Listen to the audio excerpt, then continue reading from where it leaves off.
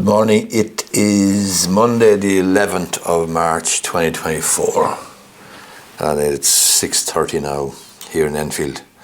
So today I'm supposed to be going to the High Court to attend counsel.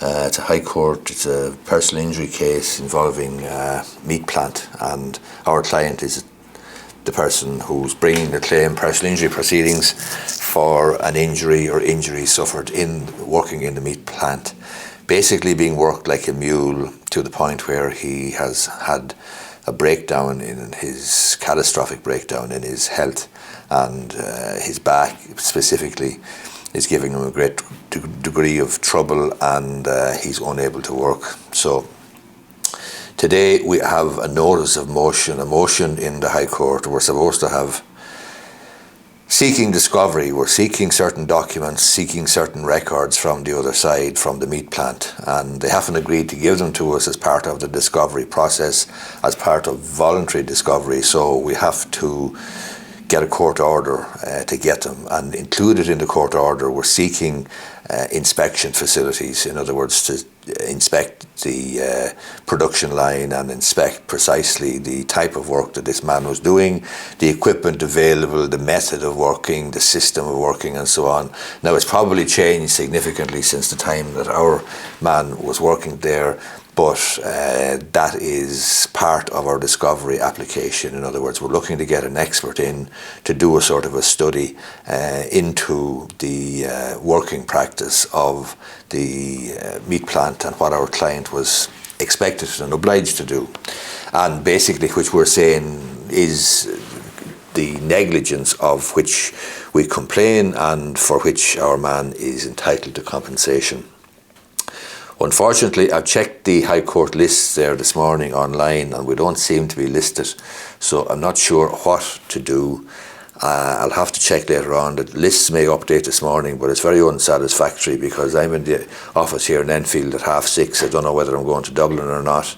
And as I say, I'm waiting for the list to update, but if the list updates like at 9 o'clock or 9:30 or something, which is when the people probably in the central office or wherever High Court office come in, then it's not going to be much good to me in terms of getting to Dublin. So I may well have to go to Dublin anyway and just take my chances, and I've wasted my day anyway, quite frankly, at this stage, because I've had to keep the day free of consultations and so on here because of going to Dublin and having to attend counsel. And you know, I do 3 or 4 consultations a day and plenty of other work as well, and obviously I get paid for the consultations, so it's most unsatisfactory. It's a bit of a pain in the arse, quite frankly, and that's one of the reasons why you're going to see legal costs rising in cases which go on a long time.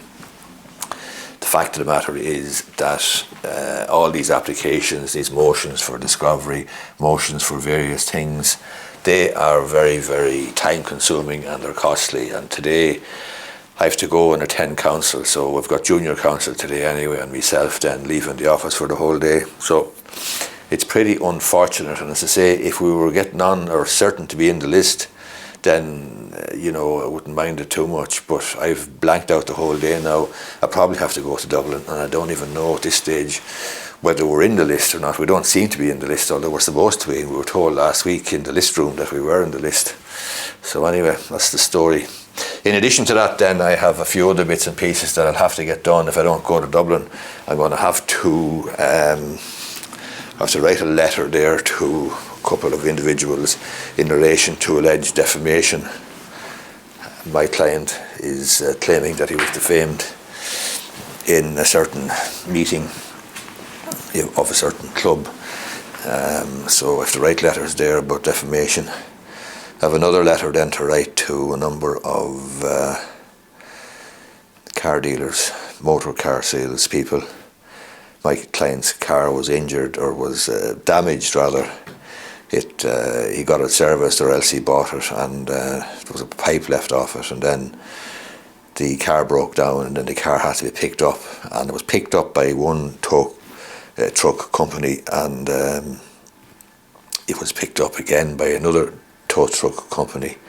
So the 2 tow truck companies involved and the 2 garages involved, and there's damage to the side of the car, and we don't know, or we're not certain who caused the damage. So I'm going to have to write a letter to more than one of the parties involved, claiming that they are responsible and basically asking them to accept liability and compensate our client, or else fix the bloody damage that was done to his car.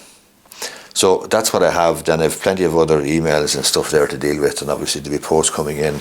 And looking at the emails there's a sale or two closing or due to close fairly soon. We're getting, sort of coming up to Paddy's weekend. Next weekend is Patrick's weekend. So, people are anxious to get into new houses or whatever if the expected closing date is this coming week. So hopefully they'll go ahead. And then we have the normal stuff, as I say, phone calls, emails, letters and so on and so forth. But this freaking High Court situation is a pain in the nuts. And I would normally send, one of the people here in the office, but my legal executive is doing FE1s, her first FE1, that's Foundation Exam 1, to get into the Law Society and become a solicitor. So she's off today, so I have to go myself. As I say, I don't mind going, but I mean, this question of whether we're in the bloody list or not is uncertain. We're not actually listed on the High Court website, even though we were told last week. So that's the story, and that's the uncertainty, and that's what drives up costs to a great extent as well, because if I have to go some other day, it's going to be more cost for us, and counsel again will have to be paid, and I'll have to factor in the fact that I'm out of the office and not getting any money from consultations, because I have to keep a blank calendar today. So that's the story.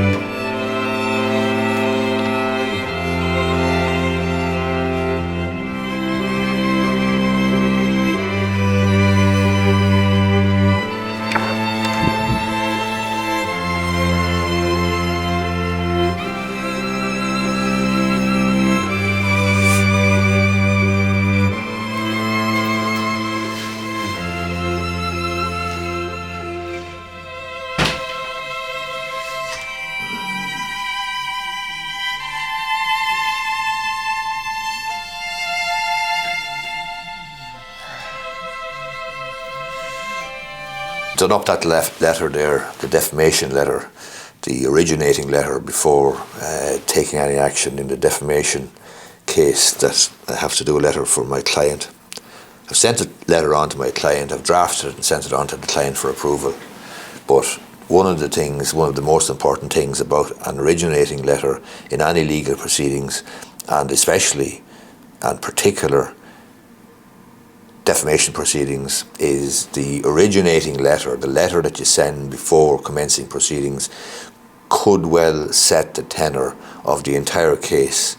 Because if it goes to court, the judge, it could be the very first thing that a judge will open, either in the case itself or which the jury will hear. In other words, the originating letter. And the originating letter, the letter to the person who you're accusing of causing the defamation, needs to cover a number of bases. It needs to indicate or outline the defamatory statements. It needs to indicate how the defamatory statements are untrue, that they are falsehoods.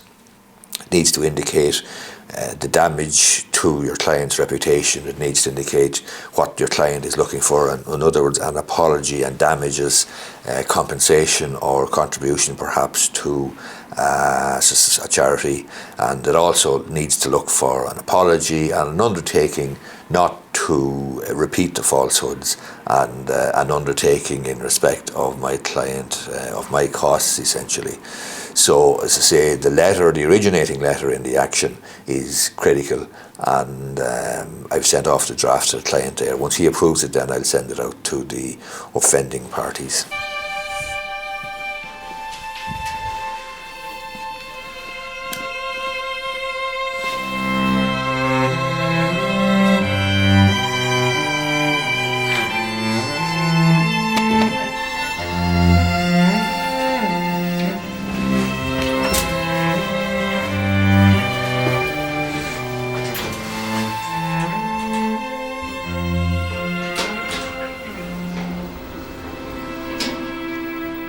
Not like the made-up one.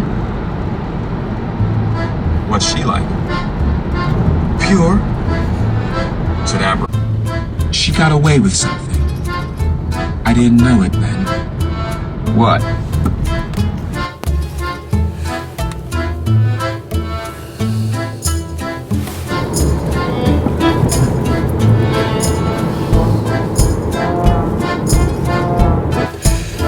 My barrister rang me just now to say that the other barrister contacted him just now and they have agreed the discovery. So now, after making the trip, I'm going to have to turn right around and just go home again.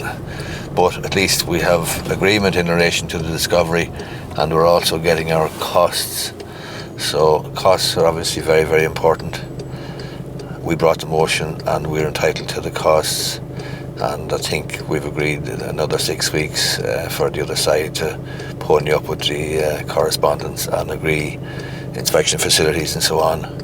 But bottom line is, it's only 10 o'clock, which is not bad. I can go home now and I'll be back in the office probably at 11:15 or thereabouts. So it's not going to be a wasted day completely, but obviously this could have been agreed actually last week. Could have been easily agreed on Friday. Unfortunately, it hasn't been, or wasn't, and we only heard from the other lad, the other barrister there just this morning, like, you know, in the last half hour. So look, that's it. Heading home now. This is the Liffey actually, as you can see. Yeah, dirty old Liffey there. Heading back home now anyway, and it's not a bad day's work actually so far. Just one of the famous Guinness gates there along the quays. Anyway, as I was saying, this could have been avoided if the other side had made contact with us earlier on Friday or whatever, and I wouldn't be wasting my time going to Dublin. But the good news is we've agreed discovery, so we'll be able to push forward with our proceedings, and we're getting our costs, so it's not all bad, not completely wasted. Now obviously we're only getting our costs of the motion or whatever, and I have the costs arising from giving up, having the day completely blank, no consultations at home, because I was making provision for this, making allowance for this. Ordinarily though, I'd have one of the girls in the office doing this, attending council, and she's doing the exam today, so that's just the way the cookie crumbles. Heading home now, should be home by 11 and back in action. He answered his caution savagely. Brakes. How many...